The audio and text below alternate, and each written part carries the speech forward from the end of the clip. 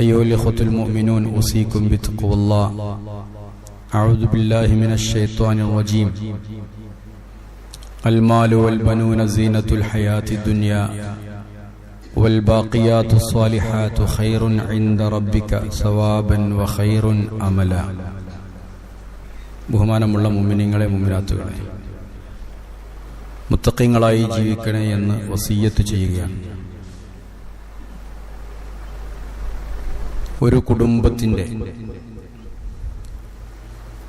വലുപ്പ ചെറുപ്പം നിർണയിക്കുന്നത് ആ കുടുംബത്തിലെ മക്കളാണ്. കൂടുതൽ മക്കളുള്ള കുടുംബത്തെയാണ് നമ്മൾ വലിയ കുടുംബം എന്ന് പറയാറുള്ളത്. മക്കൾ കുറവാകുമ്പോൾ ചെറിയ കുടുംബം എന്നും പറയും. കുടുംബം വലുതാകണമെന്നതാണ് ഇസ്ലാമിന്റെ കാഴ്ചപ്പാട്. അള്ളാഹുവിന്റെ റസൂല് പറഞ്ഞത് തസവ്വജു അൽ വലൂദ് അൽ വദൂദ്. നിങ്ങൾ വിവാഹം കഴിക്കുമ്പോൾ നല്ല സ്നേഹമുള്ള സ്ത്രീകളെയും കൂടുതൽ പ്രസവിക്കുന്ന സ്ത്രീകളെയും നിങ്ങൾ വിവാഹം കഴിക്കണം എന്നാണ്. അത് തറവാട് നോക്കിയാൽ അറിയാം ആരാണ് കൂടുതൽ പ്രസവിക്കുന്ന സ്ത്രീകൾ എന്ന്. അതിനൊരു കാരണമുണ്ട്. ഫഇന്നി മുകാസിറും ബിക്കും യൗമൽ ഖിയാമ. അന്ത്യനാളിൽ സ്വർഗത്തിലുള്ള നല്ല കുടുംബങ്ങളെ കണ്ട് അല്ലാഹു തആല അഭിമാനം പറയുമെന്ന്. അപ്പൊ കുടുംബം വലുതാകുന്നത് നല്ലതാണ്.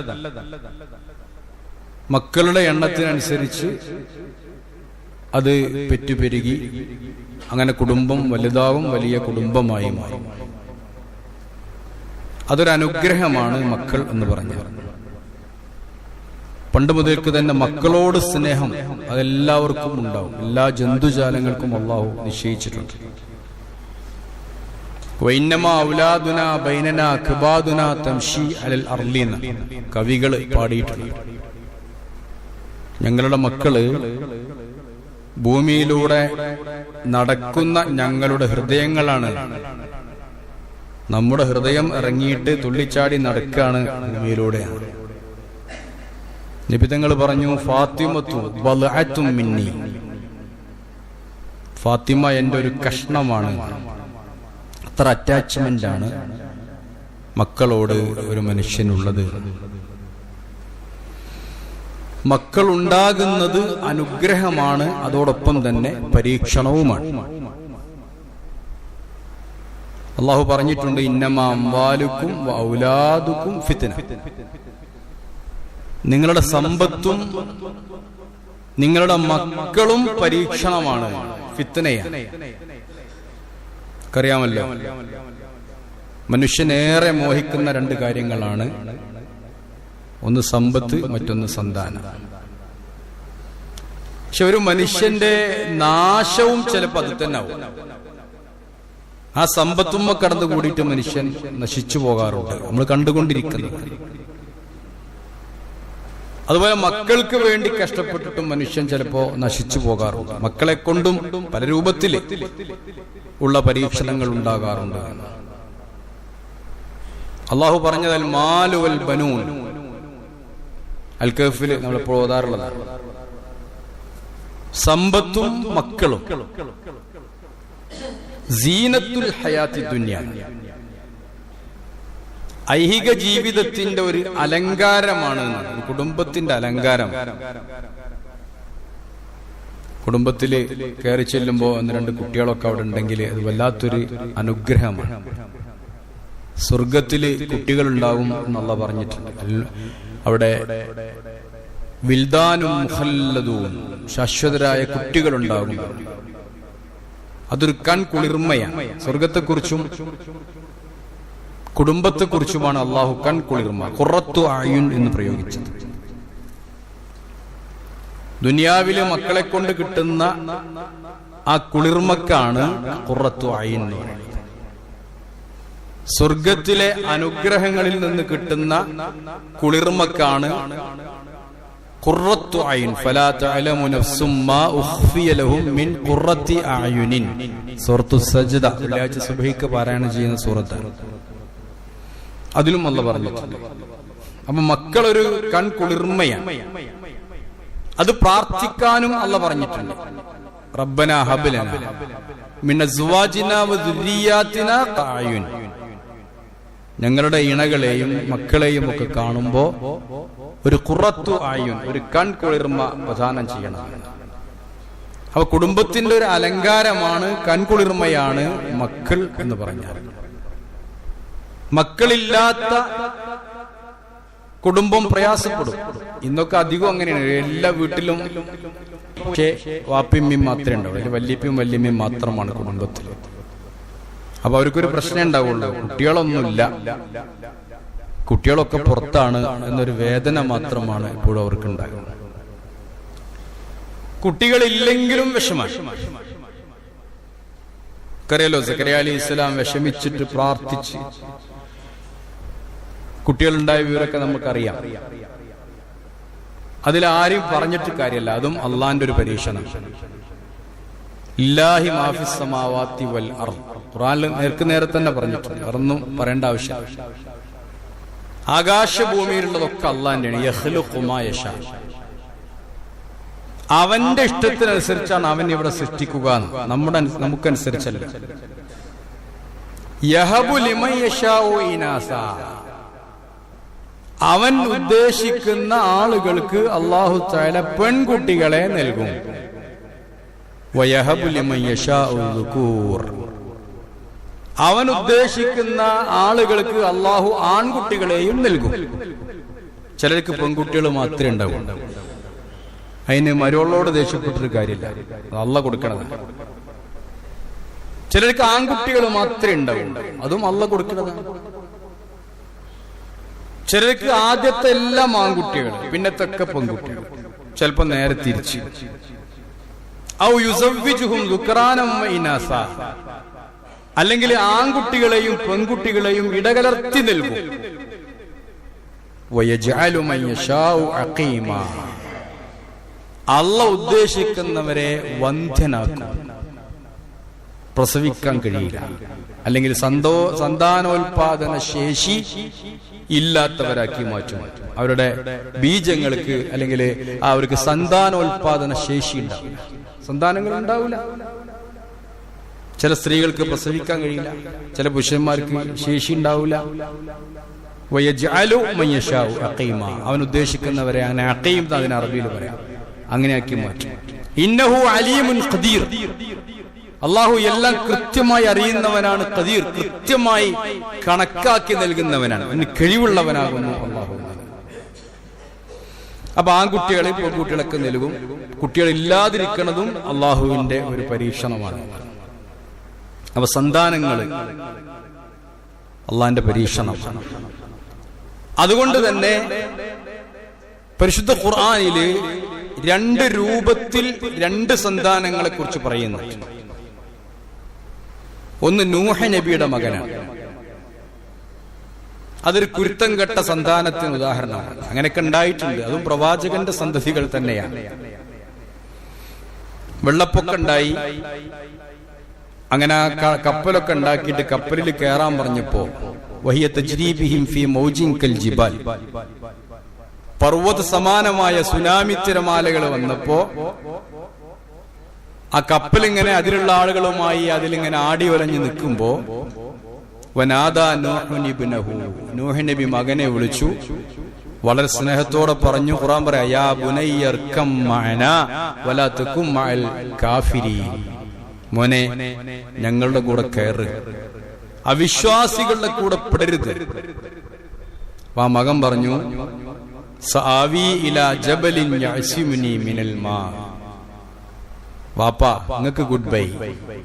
എന്നെ സംരക്ഷിക്കുന്ന, ജലത്തിൽ നിന്നും പ്രളയത്തിൽ നിന്നും എന്നെ സംരക്ഷിക്കുന്ന ഒരു മലയുടെ മുകളിൽ പോയി ഞാൻ അഭയം തേടിക്കോളാം. അല്ലാഹ് പറഞ്ഞു, അല്ലെങ്കിൽ മൂസാ നബി പറഞ്ഞു, പിന്നെ നൂഹ് നബി പറഞ്ഞു, ഖാല ലാ ആസിമ ലകൽ യൗമ മിൻ അംരില്ലാ ഇല്ലാ മൻ റഹിം. ലാ ആസിമൽ യൗമ മിൻ അംരില്ലാ ഇല്ലാ മൻ റഹീം. റബ്ബിന്റെ റഹ്മത്തല്ലാതെ ഇന്ന് ആരും നിന്നെ രക്ഷപ്പെടുത്താനുണ്ടാവൂല. അങ്ങനെ അവര് തമ്മിൽ വാഗ്വാദം നടന്നുകൊണ്ടിരിക്കുമ്പോ ഫഹാല ബൈനഹുമൽ മൗജു വകാന മിനൽ മുഗ്റഖീൻ. തിരമാല വന്ന് അങ്ങനെ കണ്ണെന്ന് മറഞ്ഞുപോയി. മകൻ അങ്ങനെ മുങ്ങിച്ചെത്തു. നൂഹ് നബി നോക്കി നിൽക്കേ.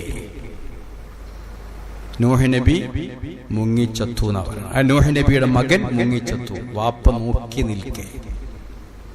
അത് കുരുത്തക്കേട് കാണിച്ച ഒരു മകനായിരുന്നു. രണ്ടാമത്തെ മകനെ കുറിച്ച് ഖുർആൻ പറയുന്നുണ്ട്. ഇബ്രാഹിം നബി അലൈഹി ഇസ്ലാമിന്റെ മകൻ. തന്റെ കൂടെ ഇങ്ങനെ ഒന്ന് അധ്വാനിക്കാൻ ഇങ്ങനെ ആയിട്ടേ ഉള്ളൂ. ഫലമ്മാ ബലഗ മഅഹു സഅയ. തന്റെ കൂടെ അന്ന് 13 വയസ്സാണ് ഇസ്മായിൽ നബിക്ക് എന്നാണ് ചരിത്രം പറയുന്നത്. അത് നല്ലൊരു പീഡിയൊക്കെ പറഞ്ഞേക്കേണ്ട പ്രായമാണ്. ഖാല ഇന്നി അറാ ഫിൽ മനാമി അന്നി അസ്ബഹുക ഫൻദുർ മാദാ തറാ. മോനെ, നിന്നെ അറുക്കണമെന്ന് എന്നോട് പടച്ചോൻ പറയുന്നത് ഞാൻ സ്വപ്നം കാണുന്നുണ്ട്. നിന്റെ അഭിപ്രായം എന്താ? അപ്പൊ ആ മകൻ പറയാ, ഖാല യാ അബതി ഇഫ്അൽ മാ തുമർ. പൊന്നാര വാപ്പ, നിങ്ങളോട് എന്താണോ കൽപ്പിക്കപ്പെട്ടത് അത് നിങ്ങൾ ചെയ്യണം. സതജിദുനി ഇൻഷാ അല്ലാഹ് മിനസ് സ്വാബിരീൻ. അല്ലാഹ് ഉദ്ദേശിക്കുകയാണെങ്കിൽ ഞാൻ ക്ഷമയോടുകൂടെ ക്ഷമാപൂർവം ഞാനത് സ്വീകരിക്കാം എന്ന് ആ മകൻ വാപ്പയോട് പറയുന്നു. രണ്ട് വാപ്പാരുടെയും മനസ്സ് നിങ്ങളൊന്ന് വായിച്ചു നോക്കൂ. ആദ്യത്തെ വാപ്പാക്ക് ഒരു ഖുറത്തു ഐനും ഉണ്ടായില്ല. തന്റെ സ്വന്തം മകൻ, ധിക്കാരിയായ മകൻ, എല്ലാം അറിയുന്ന ആ വാപ്പായുടെ മുന്നിൽ മുങ്ങിച്ചാകുന്ന ഒരു മകൻ. അനുസരണക്കേട് കാണി ആ ഒരു വാപ്പാന്റെ വിഷമം അത് ഖുർആനിൽ പറയുന്നുണ്ട്. ഇന്നബിനി മിൻ അഹ്ലി, എന്റെ കുടുംബത്തിൽപ്പെട്ട ഒന്ന് രക്ഷപ്പെടുത്തണേന്നൊക്കെ പറഞ്ഞു നോക്കി നൂഹ് നബി. അല്ലാഹ് പറഞ്ഞു ഇന്നഹു ലൈസ മിൻ അഹ്ലിക ഇന്നഹു അമലുൻ ഗൈറു സാലിഹ്. അത് നല്ലതല്ലാത്തൊരു പ്രവർത്തനമാണ് എന്നാണ്. പഴയ തന്താരൊക്കെ മക്കളോട് പറയലുണ്ട്, എടാ അന്നൊക്കെ നോക്കിണ്ടാക്കിയ നേരെ ഒരു തെങ്ങ് വെച്ചിട്ടുണ്ടെങ്കിൽ അയ്മന്ന് 10 തേങ്ങ വെട്ടി വിറ്റാലും പല തേങ്ങക്കല്ല വില ഉണ്ട്. അപ്പൊ 10 പോലെ തേങ്ങ വെട്ടി വിറ്റാലും എനിക്ക് പൈസ ഉണ്ടായിരുന്നു. ഒന്നിനും പറ്റാത്ത മക്കളോട് പഴയ കാലത്ത് തന്താര പറയലുണ്ട്. അല്ലെങ്കിൽ ഒരു വായ വെച്ചാ വായക്കൊരു കൊല വെട്ടായിരുന്നു എന്ന് പറയലുണ്ട് അല്ലേ. ഒരു കാര്യമില്ലാത്ത കുരുത്തം കെട്ട മകൻ ഒന്നിനും പോവില്ല, ഒരു പണിയെടുക്കൂല, അധ്വാനിക്കൂല, വാപ്പാക്ക് ഭാരം. അവിടെ അങ്ങനെ അല്ലാഹ് പറഞ്ഞതാണ് ഇന്നഹു അമലുൻ ഗൈറു സാലിഹ്. അതൊരു സാലിഹല്ലാത്ത പ്രവർത്തനമായി പോയി ആ മകൻ ഉണ്ടായത് തന്നെ. അതുകൊണ്ട്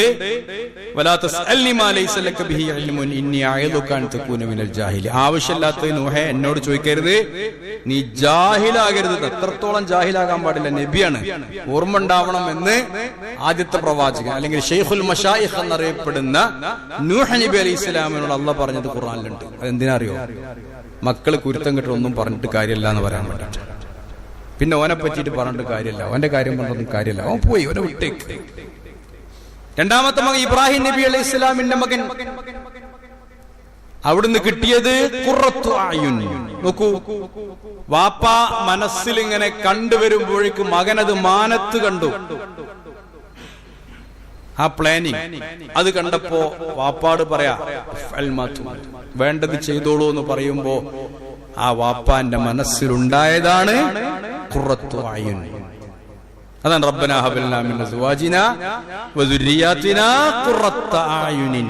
അല്ലാഹുവേ, ഞങ്ങൾക്കൊരു ഖുറത്തു, അത് മനസ്സിന്റെ കൺകുളിർമയല്ല, കണ്ണിന്റെ കുളിർമയല്ല, അത് മനസ്സിന്റെ കുളിർമയാണ്. അപ്പൊ മക്കളെ വിചാരിച്ച് ഒരു ടെൻഷൻ അടിക്കേണ്ട ആവശ്യമില്ല. മറ്റൊരു സൂറത്തുൽ അഹ്ഖാഫില് 2 മക്കളെ പരിചയപ്പെടുത്തുന്നുണ്ട്. സൂറത്തുൽ അഹ്ഖാഫ് 13-ാമത്തെ വചനം മുതൽ ആ കാര്യം പറയുന്നുണ്ട്. നമ്മൾ പറഞ്ഞു വഹംലുഹു വഫിസാലുഹു 30 ശഹ്റ. ഗർഭം ധരിച്ച് ഉമ്മയുടെ കൂടെ പിരിഞ്ഞു നിൽക്കുന്നത്, അങ്ങനെ മൊത്തം ഒരു 30 മാസത്തിന്റെ കണക്ക് ഒരു ഖുതുബയിൽ ഇവിടെ സൂചിപ്പിച്ചിട്ടുണ്ട്. തൊട്ടപ്പുറത്ത് പറയുന്നത് അറിയോ? ഫലമ്മാ ബലഗ അശുദ്ധഹു വബലഗ 40 സന. നല്ലൊരു മകൻ വളർന്നു വലുതായി, അവൻ ബലഗ അശുദ്ധ്, നല്ല കെൽപ്പുള്ള ആളായി മാറി. 33 വയസ്സാണ് അതിന്റെ പ്രായം പറയുന്നത്. അത് സൈക്കോളജിക്കലായിട്ട് ശരിയാണ്. 33 വയസ്സ് നല്ല മസിലൊക്കെ ഉണ്ട്, നല്ല കുട്ടികൾ, നല്ല ഉഷാർ, നല്ല ആരോഗ്യമൊക്കെ, നല്ല ഹെൽത്തി പേഴ്സൺ ആയിട്ട് മാറുകയാണ്. പിന്നെ 40 വയസ്സായി മാറും. 40 വയസ്സിന് ഇസ്ലാമില് ഒരുപാട് നല്ല കാര്യങ്ങളുണ്ട്.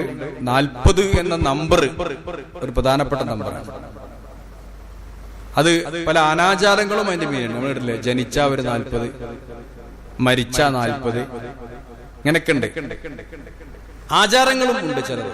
നബി പറഞ്ഞു 40 ദിവസത്തിൽ ഒരിക്കെങ്കിലും ഒരു മനുഷ്യൻ ഫിത്രത്ത്, അവന്റെ ഗുഹ്യരോമങ്ങൾ നീക്കം ചെയ്യണം, നഖം വെട്ടണം.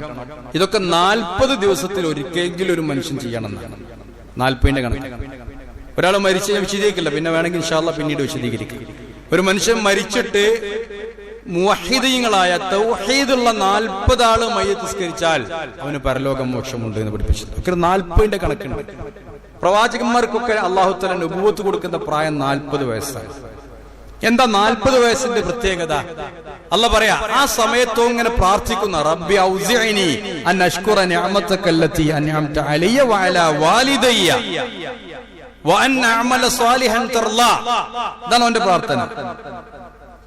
പിന്നെ വഅസ്ലിഹ് ലി ഫി ദുരിയതി, പടച്ചോനെ റബ്ബി ഔസിഇനി, എനിക്ക് പ്രചോദനം നൽകണം, എനിക്ക് തൗഫീഖ് നൽകണം. എന്തിന്? അൻ അഷ്കുറ നിഅമതക അല്ലതി അൻഅംത അലയ്യ. ഞാനിപ്പോ വളർന്ന് 40 വയസ്സായില്ലേ, നല്ല ആരോഗ്യമുള്ളവനായി, തന്നോടുള്ളവനായി. ഇതൊക്കെ നമ്മളൊക്കെ പ്രാർത്ഥിക്കണം. പണ്ഡിതന്മാർക്ക് ചർച്ച ഉണ്ട്, 40 വയസ്സായത് പറയണോ പറയണ്ടേന്നൊരു ചർച്ച ഉണ്ട്. നിർബന്ധമില്ലെങ്കിലും 40 വയസ്സായവരൊക്കെ ചിന്തിക്കേണ്ട ഒരു കാര്യമാണ്. എന്ത്? റബ്ബി ഔസിഇനി അൻ അഷ്കുറ നിഅമതക അല്ലതി അൻഅംത അലയ്യ. നല്ല ആരോഗ്യത്തോടു കൂടെ. ഡോക്ടർമാരൊക്കെ പറയലുണ്ട്, 40 വയസ്സ് വരെ നമ്മൾ എന്ത് തിന്നാലും അതൊക്കെ ആക്സെപ്റ്റ് ചെയ്യും, നമ്മുടെ ശരീരം അംഗീകരിക്കും. 40 കഴിഞ്ഞാൽ പിന്നെ ഉപ്പ് പറ്റൂല, പ്രഷർ ഉണ്ടാവും. ഷുഗർ തോനെ തിന്ന ഷുഗർ ഉണ്ടാവും, വല്ലാതെ തിന്ന അപ്പോൾ കൊളസ്ട്രോൾ ഉണ്ടാവും. ഒക്കെ 40 കഴിഞ്ഞാൽ പിന്നെ ഇങ്ങോട്ട് കീഴ്പ്പെട്ട പിന്നെ വളർച്ചയ്ക്ക്.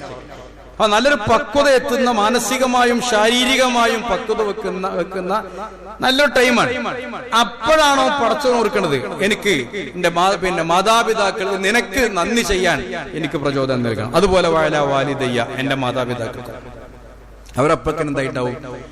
അവര് വാർദ്ധക്യത്തിലെത്തിയിട്ട് ഒന്നിനും വയ്യാത്തവരായിട്ടുണ്ടാവും. ഒന്നിനും വയ്യാത്തവർ മാത്രമല്ല, ഈ ഒരു 40 വയസ്സായാൽ ഉണ്ടാകുന്ന രംഗം അതാണ്, തന്നെ ആശ്രയിക്കുന്ന രക്ഷിതാക്കളായി മാറിയിട്ടുണ്ടാവും.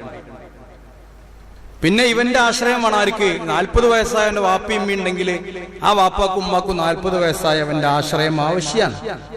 അതുകൊണ്ട് എന്റെ വാപ്പാക്ക് ഉമ്മാക്കും നന്മ ചെയ്യാനും നീ എനിക്ക് പ്രചോദനം നൽകണം. പിന്നത്തെ പ്രശ്നം എന്താ? താഴത്തേക്ക് നോക്കിയാലോ അവനെ ആശ്രയിക്കേണ്ട ചെറിയ കുട്ടികളുണ്ടാവും. എനിക്ക് 2, 3, 4 ചെറിയ കുട്ടികളുണ്ടാകാൻ 40 വയസ്സായ ആൾക്കാർ. പെണ്ണെട്ടാനോ അധ്വാനിക്കാനോ കെട്ടിച്ചു പറഞ്ഞേക്കാനോ ആയിട്ടുണ്ടാവില്ല. ആ പ്രായം അതാണ്, ഒരു നിർണായകമായ പ്രായമാണ്. അപ്പൊ ഈ 40 വയസ്സാവുമ്പോ ഇങ്ങോട്ട് നോക്കുമ്പോ ചെറിയ കുട്ടികള്. അപ്പൊ പറയാ എന്ത്? വഅസ്ലിഹ് ലി ഫി ദുരിയതി, അല്ലാഹുവേ എന്റെ കുട്ടികൾക്കും നീ നന്മ ചെയ്യണേ. നേരെ വളർന്നുണ്ടായ ഒരു മകന്റെ ഉദാഹരണമാണ് അവിടെ പറയുന്നത്. ദൈവവിശ്വാസിയാൻ, പരലോക വിശ്വാസിയാൻ. ഓൻ പറയുന്നു, പടച്ചോനെ ഞാനിപ്പോ 40 എത്തി, എന്റെ ഏറെക്കുറെ ഒരു അർദ്ധ വയസ്സാണ് എന്റെ പ്രായമായി. അതുകൊണ്ട് എന്റെ മാപ്പാനും ഇമ്മാനെയും നോക്കാനും സംരക്ഷിക്കാനുള്ള കഴിവ് എനിക്ക് തരണേ എന്ന് പറയുന്ന ഒരു മകൻ. എന്റെ കുട്ടികളെ നോക്കാനുള്ള ശേഷിയും കഴിവും എനിക്ക് തരണേ എന്ന് പറയുന്ന ഒരു മകൻ. അവന് അല്ലാഹു തആല സ്വർഗം കൊടുക്കുന്ന സൂറത്തുൽ അഹ്ഖാഫ് നമ്മളൊന്ന് വായിച്ചു നോക്കൂ. അവൻ അല്ലാഹു തആല സ്വർഗം കൊടുക്കും. അവരോട്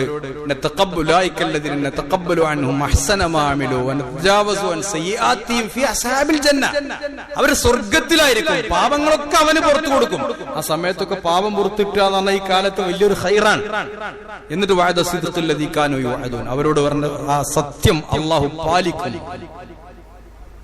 വേറൊരു മകൻ വല്ലദീ ഖാല ലിവാലിദൈഹി, 40 വയസ്സാകുമ്പോ നേരെ ചൊവ്വ വളരാത്ത ഒരു മകൻ 40ന്റെ പക്വത പൂർത്തിയാകുമ്പോ വാപ്പാനെയും ഉമ്മയും ധിക്കരിക്കുന്ന ഒരു മകനെയാണ് അല്ലാഹു പഠിപ്പിക്കുന്നത്. അവൻ നാസ്തികനാണ്, യുക്തിവാദിയാണ്, നിരീശ്വരവാദിയാണ്. ആലോചിക്കണം, നമ്മുടെ മക്കളുടെ ഇന്നത്തെ പോക്ക് എങ്ങോട്ട്? പാരമ്പര്യമായി കേട്ടു സ്വീകരിച്ച, പഠിച്ചു വന്ന, നമ്മൾ വിശ്വസിക്കുന്ന മാന്യമായ ആദർശത്തെ ഭൗതികമായ കാഴ്ചപ്പാട് മാത്രം നോക്കിക്കൊണ്ട് എതിർക്കുന്ന ഒരു മകൻ 40 വയസ്സാവുമ്പോ പറയാ വല്ലദീ ഖാല ലി വാലിദൈഹി ഉഫ്ഫിൻ ലക്കുമാ, വാപ്പാനിമ്മാനെ ധിക്കരിക്കുന്നു, ഉഫ്ഫിൻ ഛേ ഫേ എന്നൊക്കെ പറയുന്നു ഉമ്മയോടും വാപ്പയോടും.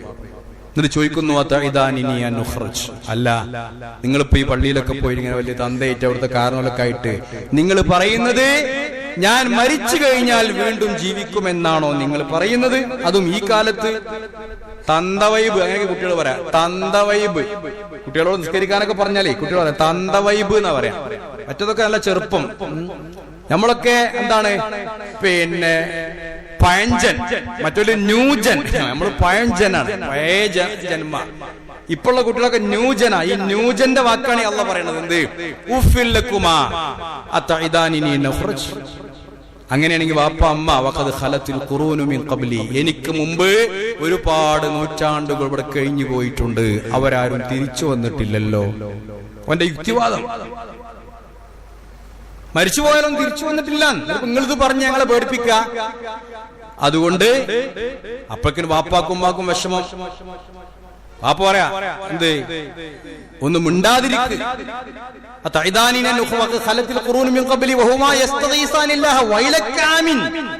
മോനെ ഒന്ന് വിശ്വസിക്ക, നീ ഒന്ന് മിണ്ടാതിരിക്കടോ. നീ വിശ്വസിക്കണില്ലെങ്കിൽ വാപ്പാന്റെ ഉമ്മാന്റെ നേർക്ക് വരില്ലേ? അങ്ങനെ പറയണ ഒരു മനുഷ്യൻ. അവനെ സംബന്ധിച്ചിടത്തോളം അല്ലാഹ് പറയുന്നത് ഉലൈകല്ലദീന ഫീ ഉമ്മമിൻ ഖദ് ഖലത് മിൻ ഖബ്ലിഹിം മിനൽ ജിന്നി വൽ ഇൻസ് അന്നഹും കാനൂ ഖാസിരീൻ. നഷ്ടപ്പെട്ടു പോയ ആളുകളുടെ കൂടെ നരകത്തിലായിരിക്കും എന്നാണ്. അപ്പൊ വളർന്നു വരുന്ന യുക്തിവാദത്തിനനുസരിച്ച് പഠിച്ച് AI ഒക്കെ ഉപയോഗപ്പെടുത്തി, അതുപോലെ തന്നെ തന്റെ മുമ്പിലുള്ള എന്താ പറയാ ഫേസ്ബുക്കും അതുപോലെ തന്നെ വാട്സപ്പും ഇതൊക്കെയാണ് ഏറ്റവും വലുത് എന്ന് വിചാരിച്ച് ഭൗതികമായി അതിൽ കേൾക്കുന്നത് മാത്രം വിശ്വസിച്ച് ദീൻ എന്താണെന്നറിയാതെ, ദീൻ എന്താണെന്ന് പഠിക്കാതെ, മതം എന്തെന്ന് പഠിക്കാതെ, നാസ്തികത എന്തെന്ന് പഠിക്കാതെ, യുക്തി എന്ത്, യുക്തിവാദം എന്ത് എന്ന് പഠിക്കാതെ ഇതൊക്കെ ഇങ്ങനെ വളർന്നു വരുമ്പോ 40 വയസ്സായി മാറുകയാണ് ആ ചെറുപ്പക്കാരൻ. ആലോചിച്ച് നോക്കൂ, നമ്മുടെ കുട്ടികളുടെ പോക്ക് എങ്ങോട്ട് നമ്മൾ ചിന്തിക്കണം. നമ്മുടെ കുട്ടികളുടെ പോക്ക് എങ്ങോട്ടായിരിക്കും? ഇതിലേതിൽ 2 കുട്ടികളുടെ അവിടെ പറഞ്ഞു, 2 കുട്ടികളെ എവിടെയും പറയും. ഇതിലേത് എന്ന് നമ്മൾ ചിന്തിക്കേണ്ട ഒരു ആവശ്യമുണ്ട്. രക്ഷിതാക്കൾ ആലോചിച്ചുകൊണ്ടിരിക്കണം എവിടേക്കാണ് നമ്മുടെ കുട്ടികളെ കൊണ്ടുപോകേണ്ടത്. അതുകൊണ്ട് പ്രസവം പുരാൻ പറയാ, കുട്ടികളെ വളർത്തുമ്പോ നന്നായിട്ട് വളർത്തണം, നന്നായിട്ട് വളർത്തണം. നന്നായിട്ട് വളർത്തണം എന്ന് പറഞ്ഞാൽ ചോദിച്ചതൊക്കെ കൊടുക്കണം എന്നല്ല, വേണ്ടതൊക്കെ അനുസരിച്ച് കുട്ടികൾക്ക് പറഞ്ഞു കൊടുക്കണം. കുട്ടികൾക്കിടയിൽ നീതി പാലിക്കണം, നീതി പാലിക്കണം. എല്ലാവരും തുല്യരായി കാണണം.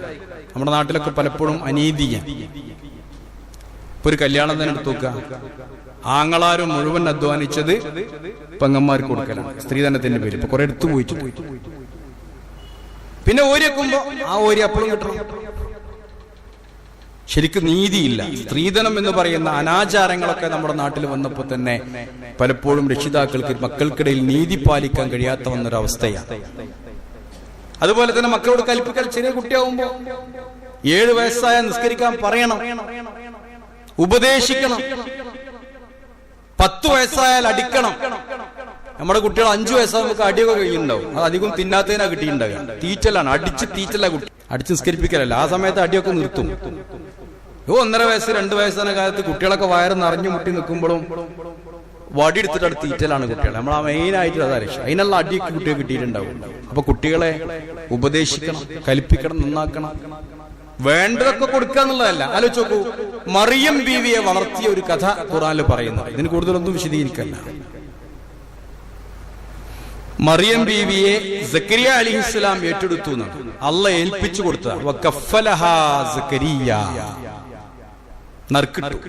ഫലസ്തീൻ, ബൈത്തുൽ മുഖദ്ദസ് ആര് വളർത്തണം? നറുക്കിട്ടപ്പോ കിട്ടിയത് തന്റെ മാതൃ സഹോദരി, ഭർത്താവായിട്ടുള്ള മറിയം ബീവിയുടെ മാതൃ സഹോദരി ഹന്നാ ബീവിയുടെ അനുജത്തിന്റെയോ ജ്യേഷ്ഠത്തിന്റെയോ എന്ന് പറഞ്ഞാൽ മൂത്താപ്പ എളാപ്പ ആരൊരാളാണ്. ആര്? സക്കരിയ അലൈഹിസ്സലാം. സക്കരിയ അലൈഹിസ്സലാമിനെ ഏറ്റെടുത്തു. വകഫലഹാ സക്കരിയ. അള്ളാഹ് ഏൽപ്പിച്ചത്. നമ്മുടെയൊക്കെ മക്കളെ അള്ളാഹ് നമുക്ക് നോക്കാൻ തന്നതാണ്. സ്കൂളിലെ അധ്യാപകരുണ്ടാവും. അധ്യാപകരുടെ അടുത്തുള്ള കുട്ടികളെ അള്ളാഹ് ഏൽപ്പിച്ചതെന്നാ നോക്കേണ്ട ഉത്തരവാദിത്തം ആ രക്ഷിതാക്കൾക്കുണ്ട്, അധ്യാപകർക്കുണ്ട്, സമൂഹത്തിനുണ്ട് എന്ന് മനസ്സിലാക്കുക. എങ്ങനെ സക്കരിയ അലൈഹിസ്സലാം വളർത്തിയെന്ന് ഖുർആൻ പറയുന്നുണ്ട്.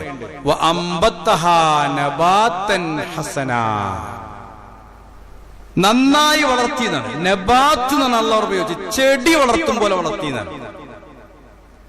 ഇപ്പൊ കൊറോണയ്ക്കായിട്ട് കുറെ ആൾക്കാർ കൃഷിയിലേക്ക് തിരിഞ്ഞിട്ടുണ്ട്. ചിലര് തുടർന്നു കൊണ്ട് ചിലർ അത് അവസാനിപ്പിച്ചു. ഒരു ചെടി വളർത്തും പോലെ കുട്ടിനെ വളർത്തിയതാണ്. ഈ ചെടി വളർത്തുമ്പോൾ പ്രത്യേകത എന്താ? എപ്പോഴും വളർത്തി കൊടുക്കല, കിട്ടണമൊക്കെ കൊടുന്ന് അതിനിട്ട് കൊടുക്കല. അങ്ങനെ കൊടുത്ത എന്താ ഉണ്ടാകുക? ചെടി വാടിപ്പോയി. അപ്പൊ ഇടയ്ക്ക് പോയി നോക്കണം, പുഴുക്കുത്തുണ്ടോ. ചിലപ്പോ ഇല മുറിച്ചിടേണ്ടി വരും, ചിലപ്പോ ഞെട്ടി മുറിച്ചിടേണ്ടി വരും, ചിലപ്പം കൊമ്പ് വെട്ടി കൊടുക്കേണ്ടി വരും. അതും ആവശ്യമാണ്, അപ്പോഴേ ചെടി വളരുള്ളൂ. കൊണ്ടുപോയിട്ട് നല്ല കാര്യം മാത്രം, വളം മാത്രം കൊണ്ടുപോയിട്ട് ചെടിക്കിട്ടെടുത്താൽ ചെടി നാശാവും.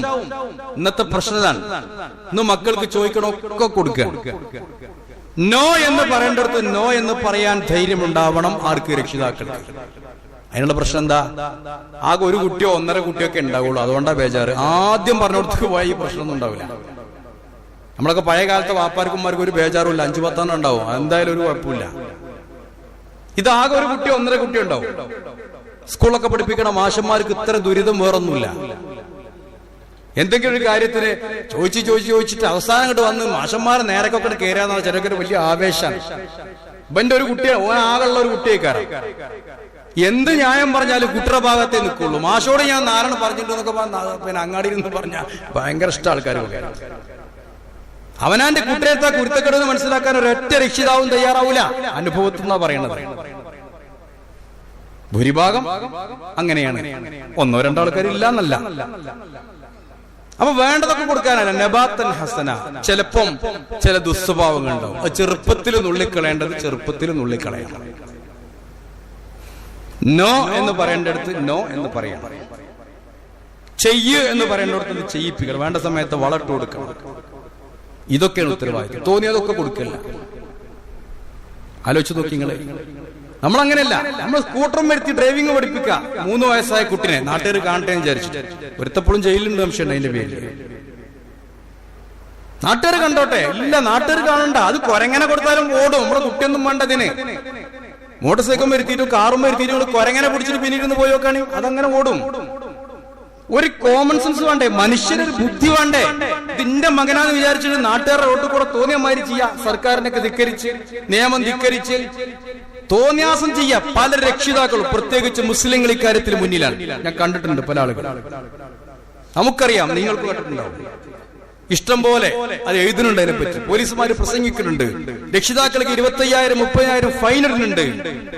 പഞ്ചായത്ത് ഓഫീസിൽ പഞ്ചായത്ത് പ്രസിഡന്റ് അടുത്തേക്ക് എന്നിട്ട് മധ്യസ്ഥത്തിന് പോണതും അത് റെക്കമെൻഡിന് പോണതും നമ്മുടെ ആളുകൾ തന്നെയാണ്. പലരും പറയാറുണ്ട് ഇങ്ങനെ വിഷയങ്ങൾ. നിങ്ങൾ ചോദിച്ചു നോക്കി. അപ്പൊ തോന്നിയതൊക്കെ കൊടുക്കുക. എന്തോ ആയിക്കോട്ടെ, ഓരെന്തായാലും കുഴപ്പമില്ല. അങ്ങനെ ആയാൽ അവസാനം വല്ലതി ഖാലിലി വാലിദൈഹി ഉഫ്ഫില്ലകുമാ, വാപ്പാന്റെ ഉമ്മാന്റെ മുഖത്ത് നോക്കിയിട്ട് നിങ്ങൾ ഞങ്ങൾക്ക് ആവശ്യമില്ല എന്ന് പറയുന്ന കുട്ടികൾ ദുന്യാവിൽ തന്നെ ഉണ്ടാവും. എത്രയോ ആളുകൾ അങ്ങനെ അനുഭവിച്ച് കഷ്ടപ്പെടുന്നവരുണ്ട്. പരലോകത്തും പറയും. പരലോകത്ത് പറയും, റബ്ബനാ അരിനല്ലദീന അള്ളല്ലാനാ മിനൽ ജിന്നി വൽ ഇൻസ്, ഞങ്ങളെ പേപ്പിച്ച ഞങ്ങളുടെ രക്ഷിതാക്കളെ ഞങ്ങൾക്ക് കാണിച്ചു തരണം. ഞങ്ങൾ അവരെ ഒന്ന് ചവിട്ടി മതിച്ച് കടന്നു പോട്ടെ എന്ന് പറയുന്നതാണ്. പരലോകത്തെങ്ങാനും ഇതിന്റെ പേരിൽ കുട്ടി ശിക്ഷിക്കപ്പെടേണ്ടി വന്നാൽ റബ്ബിനോട് അവർ പറയുന്നത്, ഞങ്ങളെ പേപ്പിച്ച വഴിപിഴപ്പിച്ച രക്ഷിതാക്കളെയും നേതാക്കളെയും ഒക്കെ ഞങ്ങൾക്കൊന്ന് കാണിച്ചു തരണം എന്നാണ്. അതുകൊണ്ട് ആലോചിക്കൂ, പരിശുദ്ധ ഖുർആനിലെ സൂറത്ത് ലുഖ്മാൻ എന്ന് പറയുന്ന ഒരു സൂറത്ത്. ലുഖ്മാൻ നബിയല്ല, ഒരു മനുഷ്യനാണ്. ഒരു മനുഷ്യൻ, മൂസാ നബിന്റെ കുടുംബത്തിൽപ്പെട്ട ഒരാൾ. പക്ഷേ അയാളുടെ പേര് എന്തിന് ഖുർആൻ പറഞ്ഞു? അയാളുടെ പേരിൽ സൂറത്ത് എന്തിനു വന്നു? ആലോചിക്കണം നമ്മള്. അയാള് മകനെ ഉപദേശിക്ക, കൽപ്പിച്ചിക്കല്ല. പ്രത്യേകം പറയുന്നത് ലുഖ്മാൻ കൽപ്പിച്ചു എന്നല്ല, പറഞ്ഞു. എങ്ങനെ പറഞ്ഞു? ഉപദേശിക്കാൻ. ഒരു 3-4 ഉപദേശങ്ങൾ മക്കൾക്ക് കൊടുത്തതിന്റെ പേരിൽ അദ്ദേഹം പ്രശസ്തനായി. അള്ളാന്റെ അടുത്ത് വലിയ ഇഷ്ടപ്പെട്ട ആളായി. എന്തേ മകൻ ഉപദേശിച്ചത്? യാ ബുനയ്യ ലാ തുശ്രിക് ബില്ലാഹ് ഇന്ന ശിർക ലദുൽമുൻ അദീം. മോനെ, അള്ളാഹുവിൽ പങ്കു ചേർക്കരുത്, ശിർക്കാണ് ഏറ്റവും വലിയ അക്രമം. ലോകത്തിനൊരു ക്രമമുണ്ട്, ക്രമം തെറ്റിച്ചാൽ അക്രമമാകും. സൃഷ്ടികൾ സ്രഷ്ടാവിനോടാണ് പ്രാർത്ഥിക്കേണ്ടത്, സൃഷ്ടികൾ സൃഷ്ടിനോട് പ്രാർത്ഥിച്ചാൽ ക്രമം തെറ്റും, അതുകൊണ്ട് അക്രമമാകും. ഇന്ന ശിർക ലദുൽമുൻ അദീം. പിന്നെ മാതാപിതാക്കളുടെ കാര്യം പറയും, വാപ്പാനി ഉമ്മാനി ബഹുമാനിക്കണം. പക്ഷെ ശിർക്കിന് നിർബന്ധിച്ച വാപ്പാനി ഉമ്മാനെ അനുസരിക്കാൻ പാടില്ല. സാഹിബുമാ ഫി ദുനിയാ മഅറൂഫ്. യാ ബുനയ്യ, മോനെ, ഇന്നഹാ ഇൻ തുകു മിസ്ഖാല ഹബ്ബത്തിൻ മിൻ ഖർദലിൻ. മോനെ, തെറ്റ് ചെയ്യുമ്പോൾ ഒരു കടുമണിയോളാണെങ്കിലും ശരി, ചെറിയ തെറ്റാണ്, എന്നാലും ഫതകുൻ ഫീ സഖറത്തിൻ ഔ ഫിസ് സമാവാതി ഔ ഫിൽ അർളി യതി ബിഹല്ലാ. നീ എവിടെ പോയി ഒളിച്ചാലും, കടലിലാണെങ്കിലും അതിന്റെ ഉള്ളിലാണെങ്കിലും പാറയിലാണെങ്കിലും അതിന്റെ ഉള്ളിലാണെങ്കിലും, യതി ബിഹല്ലാ, അല്ലാഹ് നാളെ പരലോകത്ത് കൊണ്ടുവരും, പ്രിന്റ് ഔട്ട് തരും. ഇന്നല്ലാഹ ലത്തീഫുൽ ഖബീർ, അല്ലാഹ് അതിസൂക്ഷ്മമായി അറിയുന്നവനാണ്. ഇപ്പൊ ഈ AI ആയിട്ടുള്ളൂ, നമ്മളിപ്പോഴും ആർട്ടിഫിഷ്യൽ ഇന്റലിജൻസ് ആയിട്ടുള്ളൂ. എന്നാ തന്നെ പേടിയാണ്. ഹെൽമെറ്റ് വെക്കാതെ പോകാനും സീറ്റ് ബെൽറ്റ് ഇടാതെ പോകാനും നമുക്ക് പേടിയാ. ഒരു 500 ഉറുപ്പിന്റെ കാര്യത്തിനാണ് എത്ര പേടി. 500 ഉറുപ്പിയുടെ കാര്യത്തിന് ഇങ്ങനെ പേടിക്കുമ്പോ, പടച്ചോനം പറഞ്ഞ് തെറ്റ് ചെയ്യുമ്പോ എത്ര പേടിക്കണം നമ്മളൊക്കെ. അതുകൊണ്ട് മോനെ പറഞ്ഞു കൊടുക്കുക, യാ ബുനയ്യ ലാ തുസഇർ ഖദ്ദക ലിന്നാസി വലാ തംശി ഫിൽ അർളി മർഹ. മോനെ, ജനങ്ങളോട് കവിള് കൂട്ടി സംസാരിക്കുക, മനുഷ്യന്റെ മുഖത്ത് നോക്കി സംസാരിക്കുക. ഇന്ന് കുട്ടികൾക്ക് മൊബൈലിൽ നിന്ന് തല ഉയർത്തിയിട്ട്, കുട്ടികൾക്കോട്ടെ, നമുക്ക് നേരണ്ടോ? ഉമ്മാക്കും മാപ്പാക്കും നേരണ്ടോ? ഇതൊന്നും തല പൊന്തിച്ചിട്ടൊന്ന് വർത്താനം പറയാൻ, ആളുകളോട് വർത്താനം പറയാനൊക്കെ മര്യാദ. മുഖത്ത് നോക്കി സംസാരിക്കുക. അത് മറ്റത് അഹങ്കാരത്തിന്റെ ലക്ഷണം. ഇന്നറിയാതെ വന്നുപോയിക്കാണ്.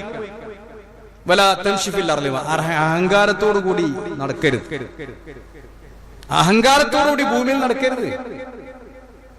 നടക്കല്ല, മോട്ടോർ സൈക്കിൾ പോയാലും മതി. നമ്മളൊക്കെ കുട്ടികളെ പോക്കെന്താ? വേറെ ആർക്കും ഇവിടെ പോണ്ടാത്ത രൂപത്തിലാണ്.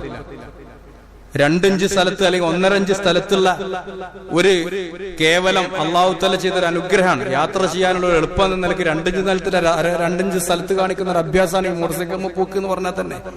അതുകൊണ്ട് തന്നെ മനുഷ്യന്മാർ എന്തൊക്കെ ചെയ്യണം, കുട്ടികൾ എന്തൊക്കെ ചെയ്യണം?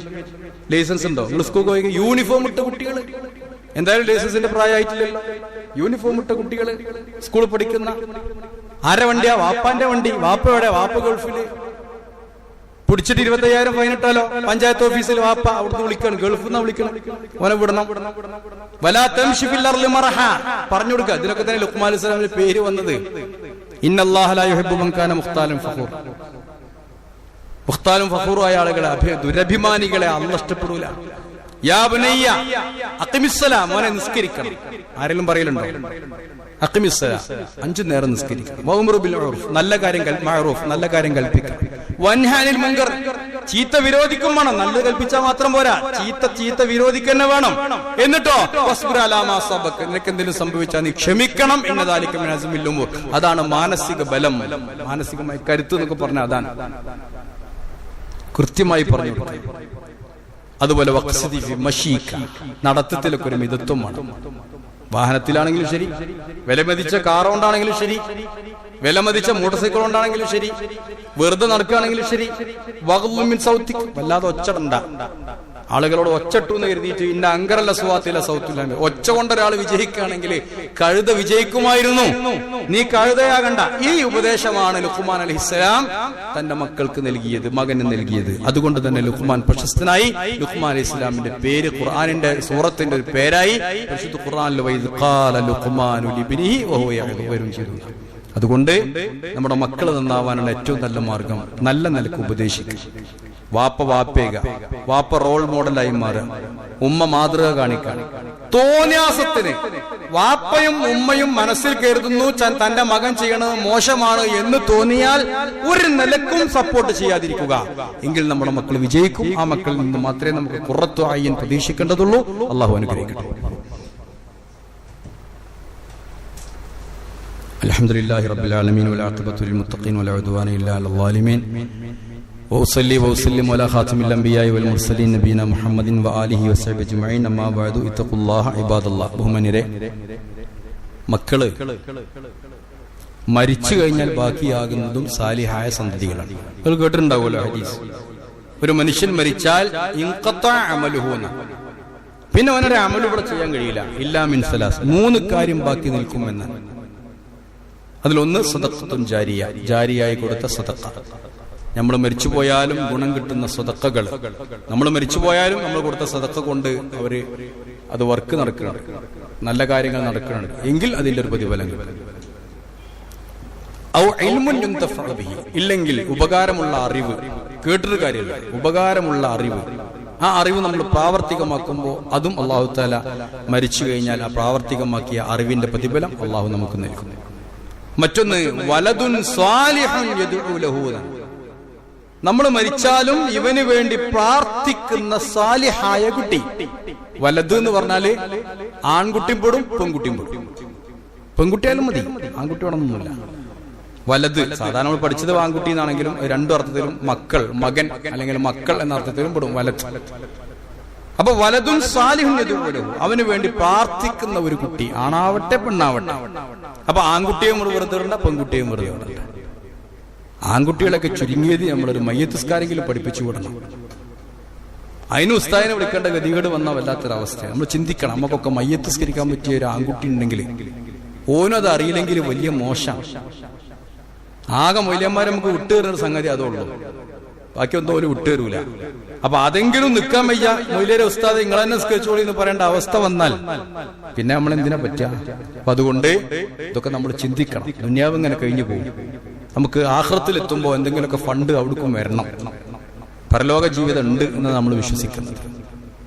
കുട്ടികൾ തന്നെ ഇതിൽ വിശ്വാസമില്ലാത്ത ആളുകളായ അവരിൽ നിന്നൊന്നും നമ്മൾ പ്രതീക്ഷിക്കേണ്ട. അപ്പൊ അതുകൊണ്ട് അതിന് ഉപോത്ബലകമായ രൂപത്തിൽ നമ്മുടെ മക്കളെ വളർത്താൻ നമ്മൾ തയ്യാറാവണം. അതിന് അല്ലാഹു നമുക്ക് തൗഫീഖ് നൽകട്ടെ.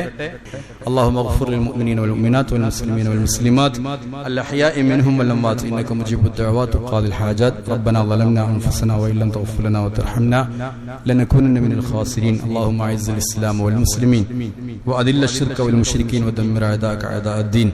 ربنا هب لنا من أزواجنا وذرياتنا قرة أعين واجعلنا للمتقين إماما. اللهم آت أنفسنا تقواها وزكها أنت خير من زكاها أنت وليها ومولاها يا رب العالمين. اللهم أرنا الحق حقا وارزقنا اتباعه وارنا الباطل باطلا وارزقنا اجتنابه ولا تجعله ملتبسا علينا فنضل واجعلنا للمتقين إماما. ربنا آتنا في الدنيا حسنة وفي الآخرة حسنة وقنا عذاب النار. ربنا اغفر لنا ولإخواننا الذين سبقونا بالإيمان ولا تجعل في قلوبنا غلا للذين آمنوا ربنا إنك رؤوف رحيم.